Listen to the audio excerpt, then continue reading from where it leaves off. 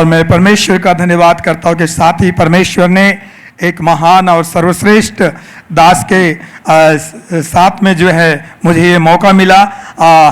Doctor Ranjit साहब जो हम उनको एक डैडी के रूप में स्वीकार करने के लिए हम यहाँ पर आए हैं और उन्होंने ये मौका दिया, उसके लिए मैं परमेश्वर का धन्यवाद करता हूँ। దేవునికి స్తోత్రం। మరి దేవుని కృప వలన దేవుడు ఎంతో నా పట్ల చూపిన కృపణ వలన మరి దేవుడు మంచి దైవజనులను మరి తండ్రిగా మరి తండ్రి స్థానంలో మరి నేను భావిస్తూ మరి అయ్యగారితో నేను కలిసి పనిచేయాలని నేను భావించి ఇక్కడ దాకా వచ్చాను। అందుని బట్టి దేవునికి స్తోత్రము। Praise the Lord. मैं थोड़े समय में आपकी गवाही बताऊंगा, मेरी गवाही को। मेरा नाम ईश्वर दयाल मासुरकर है। నా పేరు మరి ఈశ్వర్ దయాల్ మాసుర్కర్ और मेरा जन्म स्थान मध्य प्रदेश के बालाघाट जिले में हुआ। నేను జన్మించిన ప్రదేశము మధ్యప్రదేశ్ బాలాఘాట్ అనే ప్రాంతంలో నేను జన్మించాను। और एक मिडिल क्लास परिवार में मेरा जन्म हुआ। మరి మధ్య తరగతి కుటుంబంలో నేను జన్మించాను। और मेरा जब जन्म हुआ, जन्म होने के बाद में 3 दिन तक मेरे अंदर में सिर्फ श्वास थी, उसके अलावा परिवार को कोई अपेक्षा नहीं थी। మరి నేను జన్మించిన తర్వాత మరి నేను ఎంతో మరి క్రిటికల్ పొజిషన్లో ఉన్నాను। నేను శ్వాస తీసుకోలేని పరిస్థితిలో ఉన్నాను ఆ చిన్న బాబుగా ఉన్నప్పుడు। और मेरी 7 बहनें थी और 2 बहनों को मैंने अपने हाथों से उसका अंतिम संस्कार किया। మరి నాకు మరి 7 అక్కలు ఉన్నారు। మరి ఇద్దరేమో మరి దేవుడు పిలుచుకున్నారు, వారి అంతిమ సంస్కారం నా చేతిలో జరిగింది। और एक सिस्टर मेरे एब्सेंट में ही चले गई और 4 सिस्टर जो है अभी जीवित है। మరి మరొక సిస్టర్ కూడా మరి దేవుడి సన్నిధికి వెళ్ళిపోయింది। ఇప్పటికి 4 మాత్రం ఇప్పుడు మరి నాతో ఉన్నారు, బ్రతుకున్నారు। और मेरे मम्मी पापा अभी भी जीवित है। మరి మా అమ్మ నాన్నలు కూడా ఇప్పటి వరకు బ్రతుకున్నారు।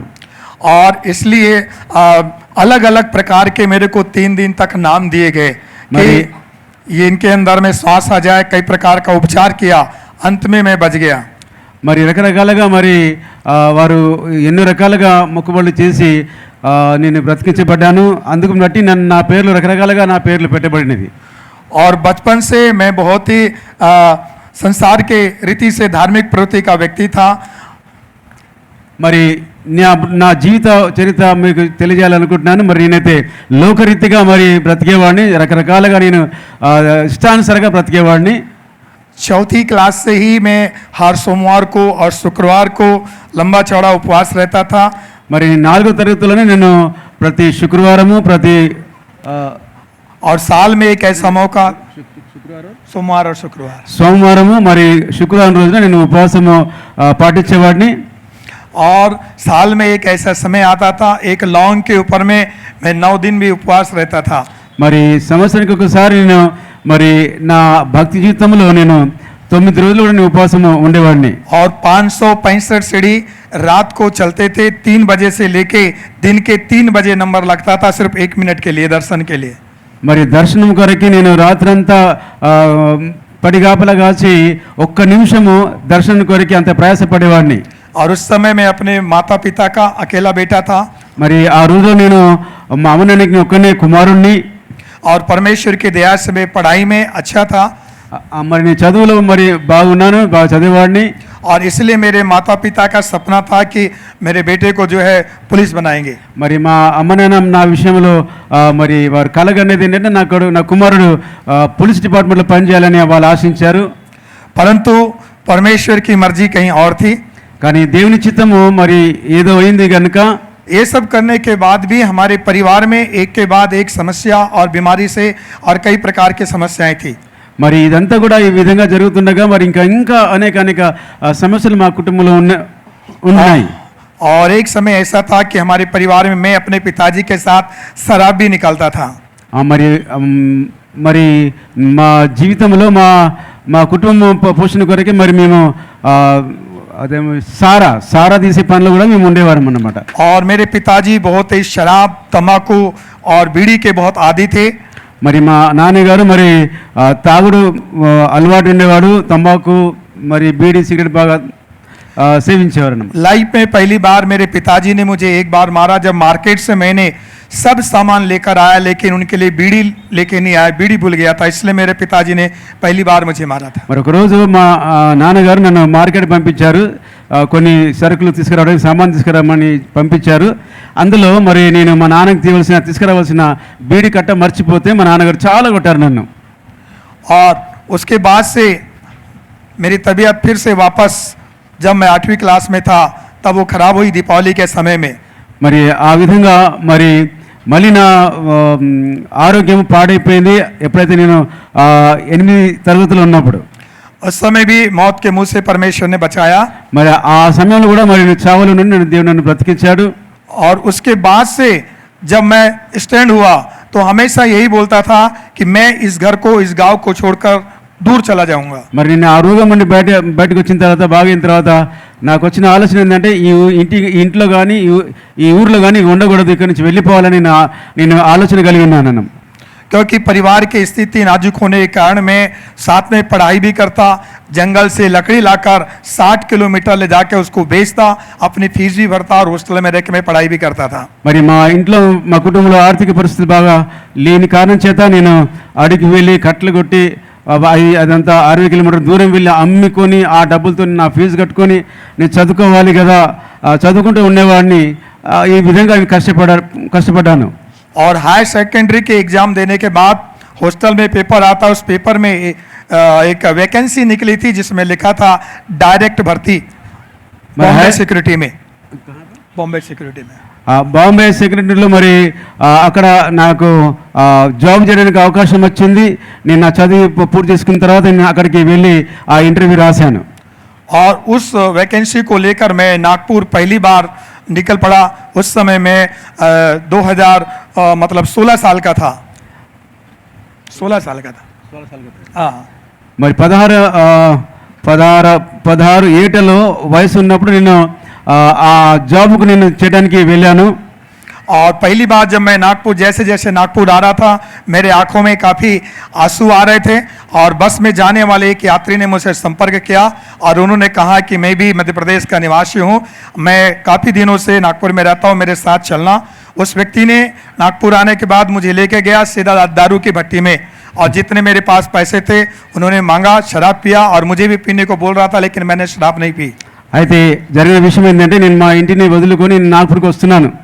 నాగ్పూర్కి వస్తున్నప్పుడు మరొక వ్యక్తి నాకు కలిశాడు. అతను మాట్లాడాడు, ఎక్కడికి వెళ్తున్నావు అంటే నాగ్పూర్కి వెళ్తున్నాను అని నేను చెప్పాను. అప్పుడు అతను ఏం చెప్పాడంటే నేను కూడా నాగ్పూర్కి వెళ్తున్నాను, రా నాతో రా అని చెప్పి తీసుకెళ్ళి చక్కగా నన్ను మరి షాప్, ఏం షాప్ అది, మా మందు షాప్, और रात भर తీసుకెళ్ళి ఆయన నా డబ్బులతో తాగాడు, నన్ను తాగించాడు. और रात भर वो घर के अंदर सोए। मुझे उन्होंने बाहर गेट के सामने, जैसा गेट है मेन रोड पर, उन्होंने किनारे पे सुला दिया। सुबह उठते ही उन्होंने बोला यहाँ से MIDC इधर है, आप MIDC चले जाओ। రాత్రి అంతా మళ్ళీ అదే షాపు ముందు పడుకోబెట్టాను, ఇక్కడ పడుకో అని చెప్పి తెల్లరు లేపి MIDCకి నువ్వు వెళ్ళు, ఈ దారికి వెళ్తే నువ్వు అక్కడికి చేరుతావని చెప్పి నన్ను పంపించేశాడు. और वहाँ से मैं गया, कुछ बिहारी लोग मिले और उनके संपर्क में मैं रहा, और उन्होंने बोला कि आप हमारे यहाँ रहिए।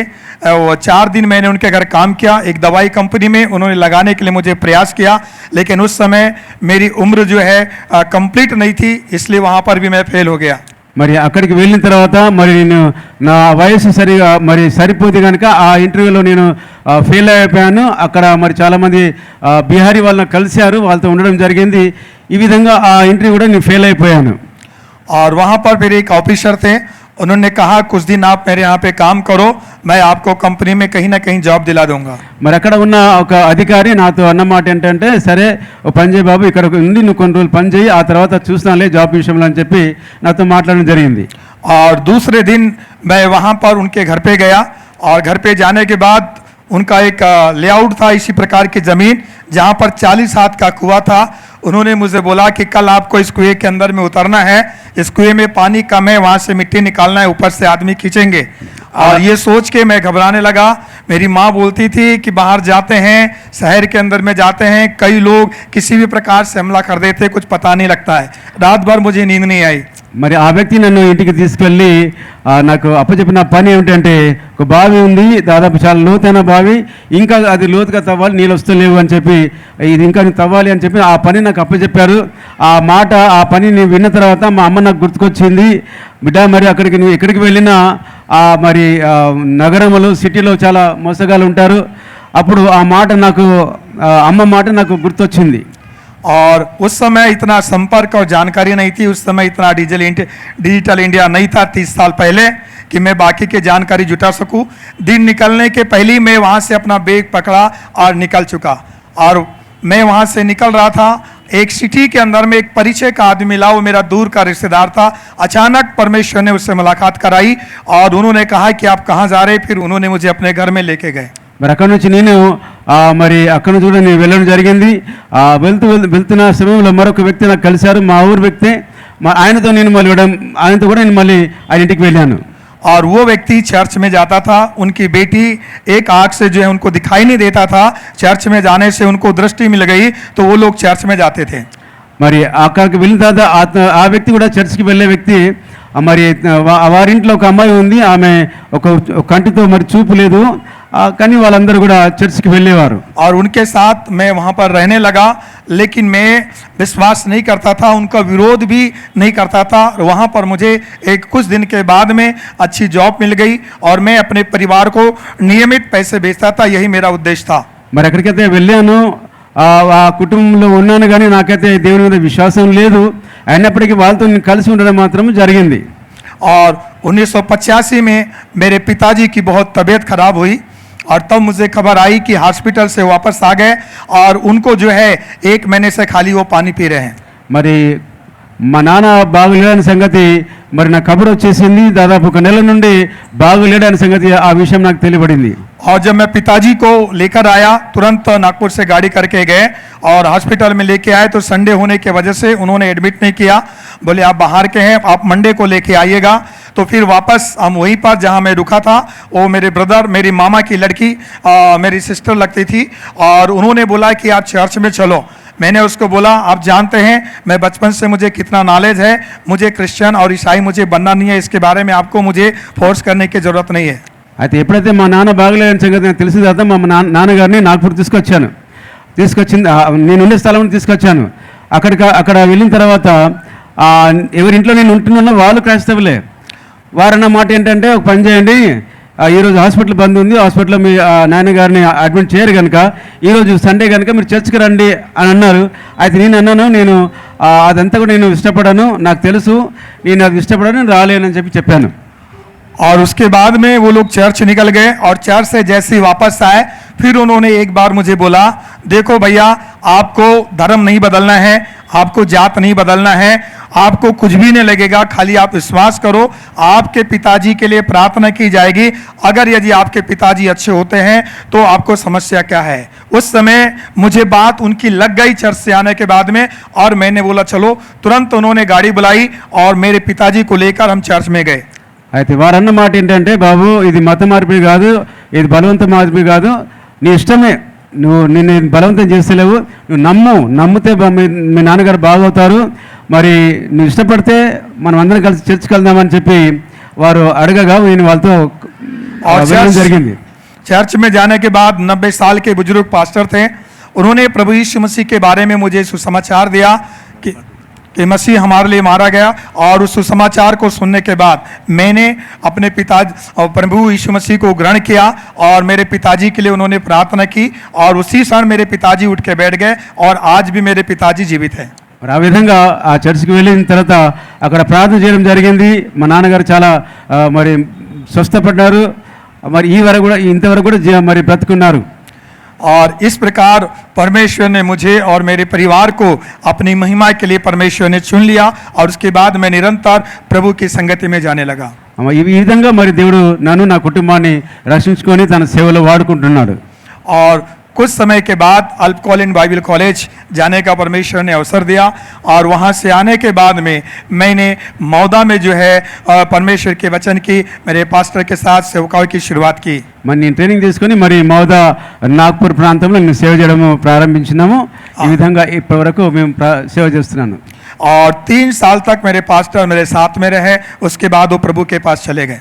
మరి 3 సంవత్సరాలు మా పాస్టర్ గారు మాతో ఉన్నారు. ఆ తర్వాత వారు కూడా దేవుని సన్నిధికి వెళ్ళిపోయారు. और मैं एक स्वतंत्र सेवा करने के कारण में मैं उस समय से कई बार तलाश कर रहा था कि मुझे एक अगुवे की आवश्यकता है। कई बार मैं देखा, लेकिन कई प्रकार की त्रुटियां आती गई जिसके कारण मुझे मौका नहीं मिला। అయితే విషయం ఏంటంటే నేను చేస్తున్న సేవా సమయంలో మరి నేను అనుకున్న విషయం ఏంటంటే నాకు కూడా ఒక పెద్ద దిక్కు ఉండాలని నేను ఆశించాను. కానీ ఎందరినో ఆశ్రయించాను, కానీ వారందరూ కూడా మరి మోసం చేసిన వారే కనపడ్డారు. और बीते 2 साल से हम बहुत प्रार्थना कर रहे थे हमारी पत्नी के साथ में कि हमें एक अच्छे अगुवे की तलाश है। और लास्ट टाइम सर जो है नागपुर मीटिंग में आए, फर्स्ट टाइम उनके मीटिंग में वहाँ पे हमको बोला गया है कि आप 5 लोगों को लेके आइए और आप मीटिंग जरूर अटेंड कीजिए। మరి నాగ్పూర్లో జరిగిన మీటింగ్లో అయ్యగారిని చూడడం జరిగింది. మరి ఆ మీటింగ్లో అయ్యగారిని విన్నాను. అక్కడ మరి నేను 5 తీసుకొచ్చాను, నేను కూడా వచ్చాను.